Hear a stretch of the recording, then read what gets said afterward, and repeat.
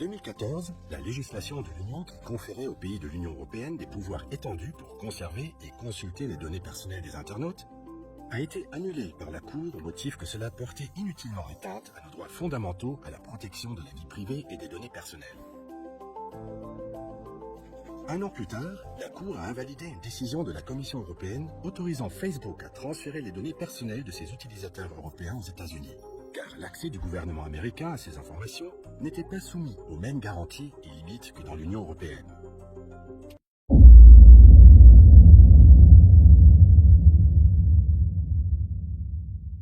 C'est une tribune publiée dans le journal Le Monde. Elle est signée d'un entrepreneur, Alain Garnier, et elle met en lumière un accord qui avait finalement fait très peu de vagues, un accord entre les États-Unis et l'Union européenne qui date du 25 mars. Alors, on résume.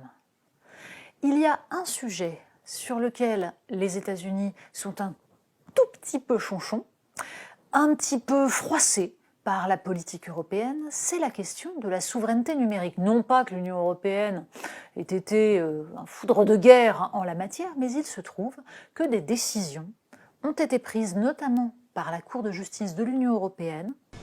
La Cour de justice de l'Union européenne invalide le dispositif de transfert des données personnelles entre les États membres et les États-Unis. En France également des alertes lancées par la CNIL sur la question de la sauvegarde des données des citoyens européens. Et ça a légèrement déplu aux entreprises américaines du numérique qui savent à quel point les datas sont l'or du siècle à venir. Sauf que intervient la guerre en Ukraine. L'Union européenne est à court d'énergie. Et là, il faut se tourner vers les États-Unis et leur gaz de schiste que l'Union européenne avait refusé jusqu'à présent. Donc, les États-Unis, grâce à la guerre en Ukraine, peuvent vendre leur gaz naturel liquéfié, beaucoup plus cher bien sûr. Quel formidable débouché! And the United States welcomed the European Union's powerful statement earlier this month, committing to rapidly reduce its dependence on Russian gas.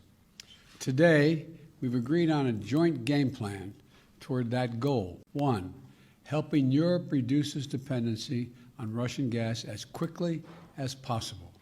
And secondly, reducing Europe's demand for gas overall. To address the first point, the United States, together with our international partners, we're going to work to ensure an additional 15 billion cubic meters of liquefied natural gas, LNG, for Europe this year. And as the EU works to discontinue it buying Russian gas well before 2030, it will also work to ensure additional EU market demand for 50 billion cubic. Et en prime, donc, Joe Biden, pour la générosité des États-Unis qui consentent donc à vendre à l'Union européenne du gaz, a obtenu en échange que l'Union européenne s'asseye une fois de plus sur sa souveraineté numérique. And I'm proud to announce that we've also reached another major breakthrough in transatlantic data flows. Privacy and security are key elements of my digital agenda.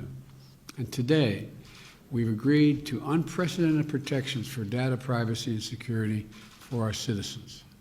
This new arrangement will enhance the Privacy Shield framework, promote growth and innovation in Europe and the United States, and help companies, both small and large, compete in the digital economy. Soyons clairs, l'Union européenne ne pourra pas prétendre être une puissance politique sans protéger ces données.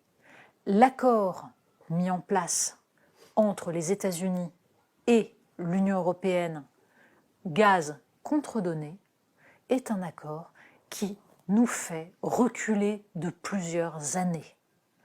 Alors, est-ce vraiment à ce prix-là qu'il faut payer notre liberté? En tout cas, le prix est beaucoup plus cher que ce qu'on prétend pour l'instant. I'm going to yield the podium to the President. Pull this out.